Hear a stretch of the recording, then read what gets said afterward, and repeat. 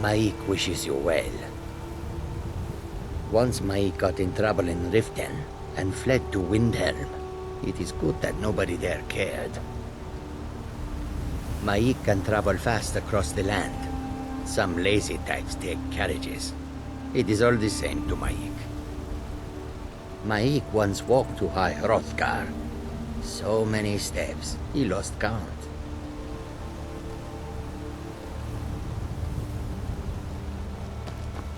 Tired now. Go bother somebody else.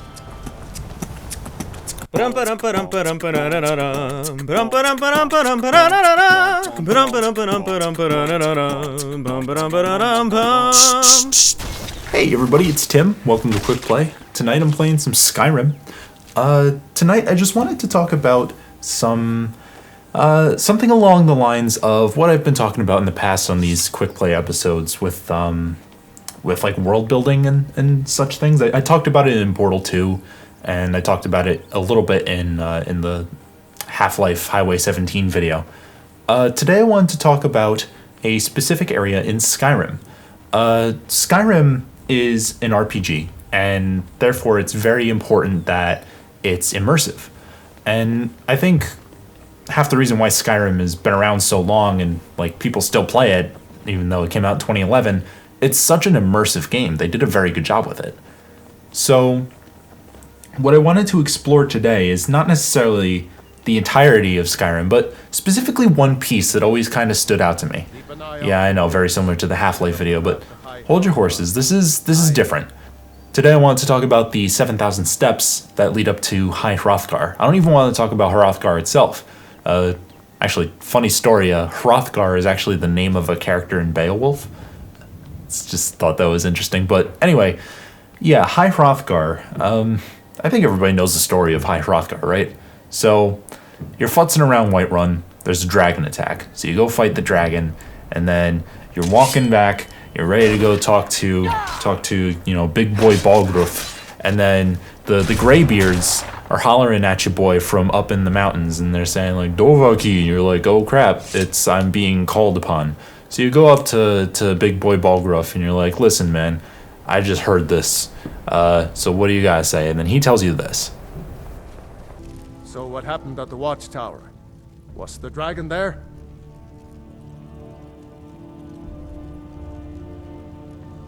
I knew I could count on Irileth, but there must be more to it than that. Dragonborn? What do you know about the Dragonborn? Not just the men. The Greybeards seem to think the same thing. Masters of the Way of the Voice. They live in seclusion, high on the slopes of the throat of the world. The Dragonborn is said to be uniquely gifted in the voice, the ability to focus your vital essence into a thume, or shout. If you really are Dragonborn, they can teach you how to use your gift. Didn't you hear the thundering sound as you returned to Whiterun? That was the voice of the Greybeards, summoning you to High Hrothgar. This hasn't happened in centuries, at least. Not since Tiber Septim himself was summoned when he was still Talos of Atmora. Rungar, calm yourself. What does any of this Nord nonsense have to do with our friend here? Capable as he may be, I don't see any signs of him being this, Dragonborn? Nord nonsense? Why, you puffed up ignorant. These are our sacred traditions that go back to the founding of the First Empire. Hrongar, don't be so hard on Avenici. I meant no disrespect, of course. It's just that, what do these Greybeards want with him?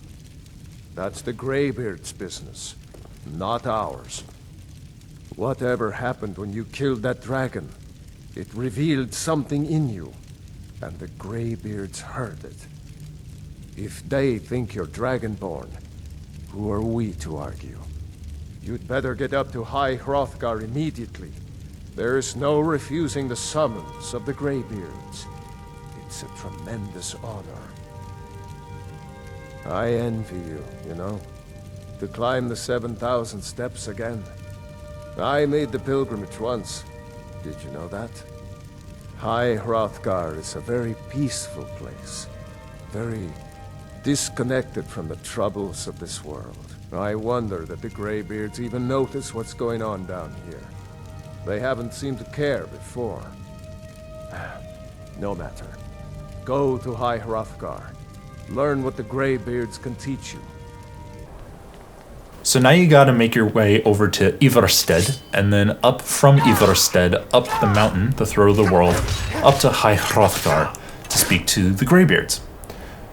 There is something about this trip, this 7,000 steps. It starts, I think, mostly when you're in Ivarstead, and they're talking about, you know, how people come as pilgrims, and they mention, like, you know, the pilgrimage that people take up this mountain. You don't look like a pilgrim. Why bother visiting Ivarstead? What do you want? Klimek brings food supplies up to them once every few weeks, when the weather permits it. Other than that, they seem like a quiet lot. Don't really know too much about them. The Greybeards are a solitary lot. I don't think they've ever ventured outside their monastery. We get the occasional pilgrim passing through here on their way to the summit, but almost all of them have returned disappointed. They call it the path to the monastery to 7,000 steps. Can you imagine? I'm not certain if I could even make it to the top without collapsing from exhaustion. You must be another pilgrim on the way up to High Hrothgar. No other reason to pass through here. It's frightening living below their monastery. Sometimes I swear I can hear strange noises rolling down from up there. It sounds like thunder, but there's never any rain. What do you make of that? Yes? I did. Strange days when the monks will do that. I wonder what it means. I like to spend time up here. Walk the steps. Meditate on the emblems. Doesn't hurt when I bag some game along the way. They're not the sort to take visitors. But I never go that high up the path anyway. Some folk who make the trip leave them food or other essentials, but not to make conversation. I was just outside Ivarstead when it happened. It's an exciting moment. Nothing like this has happened in centuries. Just a pilgrim. I'd prefer to leave it at that, if you don't mind. Walking the steps, meditating on the emblems. I make this trip every few years. You know, it's very believable. This whole reverence, like you can really understand and feel and be immersed by the reverence that that all these characters are talking about when it comes to these steps. It's, you believe that it's a pilgrimage for these characters to walk all the way up this mountain, and I don't know, it's just the way that they do it was always really interesting to me. You know, you're walking up this path and you're reading these stone tablets that tell you a story about, and it's like it's a very holy kind of moment. And you see other passersby, you see other pilgrims that are making their way up, and they tell you a little bit about what it means to them, and it's just it's touching in a way. It's very believable to me. Like they did a very good job at setting apart this mountain from the rest of the world. When you're walking up this mountain, everything is quieter, everything is a little more serene. There's creatures, and you know there's the infamous frost troll, there's some wolves, maybe a bear or two. But for the most part, it's very quiet, very peaceful, and if you take it out of context, maybe, like if you take some of this video footage out of context, maybe you might just think, oh yeah, it's just a mountain in Skyrim. But when you're playing the game and you're actually in this portion of this specific quest, going up to the Greybeards, and you're going up there for the first time, and you can feel the gravity of the situation. You can feel the gravity of not only the fact that you're going up to meet these monks that never talk to anybody, but the mountain that you're going up. According to the myths and legends of Tamriel and Nirn, the planet that Skyrim takes place in, the world was created through this mountain. This mountain was like the first portion of the world that was built essentially by the gods, and that's why it's called the throat of the world. It's like everything came from this mountain essentially, and you're walking up this mountain and you believe it. It's massive. It is the biggest mountain in the game, and it's just huge. I forget what they call it. They call it like the thrones of the world, or the seats of the world, or something. But there's a couple different structures in the world. The entire world, not just Skyrim, the entire world that act as like these pillars. I think they're called like the pillars of the world or something. And they're like the essentially like the founding structures of the planet. And you're walking up this mountain and you feel it, you know? You feel the gravity of it. They did a very good job at not explaining but showing the gravity and the magnitude and just the, you know, it's heavy. But yeah, you're walking up this path. It's really peaceful and quiet. The wind's blowing. You get some beautiful vistas of the rest of Skyrim. It gets a little foggy because you're so high up and you're in the clouds, but it's still really breathtaking, especially for people who have like never played it before. You're playing it for the first time and you see that. I remember when I first played this game and I saw that, I was like, whoa. It definitely took me back a bit.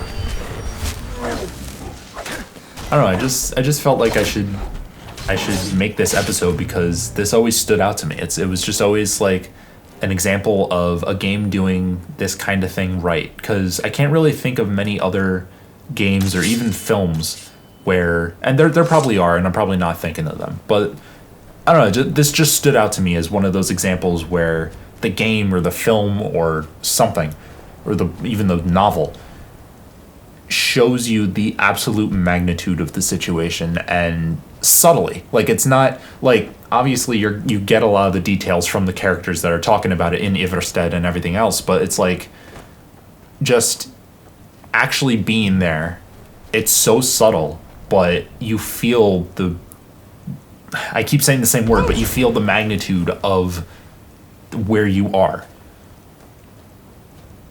It's a similar feeling, and of course it's not the same because it's a video game, but I've been to Greece, and I've been on to the Acropolis with the Parthenon in Athens, and it's a similar kind of feeling because you're on this ancient pathway and looking at these ancient structures, and just this mountain is just so noteworthy in the history, in the mythology, and it's, I don't know, I know that, like, obviously Athens is a real place and this mountain is not, but it's, you know, similar idea, similar kind of concept. Like, I feel like they took inspiration from that kind of emotion, the kind of emotional reaction that your brain gives you when you visit a place like that, and then they distilled it and then put it into Skyrim, and they did a very good job with it.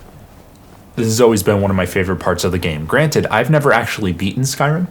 I know it's heresy. I've never actually truly beaten it. I know how the story goes, I know how it ends, and I've seen it and everything, but I've never actually played through the entire thing once.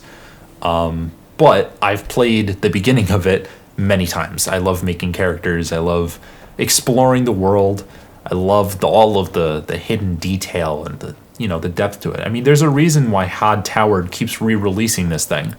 You know, it's a meme and it's funny and it's annoying, but this is definitely a classic. This game is definitely up there with the classics like Half-Life and, you know, everything else like that, and Minecraft, and it's definitely a modern classic. But yeah, just wanted to holler at you, boy, like the Greybeards do, and talk to you about High Hrothgar and the 7,000 steps. Hope you enjoyed. Hope you're all safe and well and healthy, and I'll talk to you guys another day. Take care, everybody, and safe travels.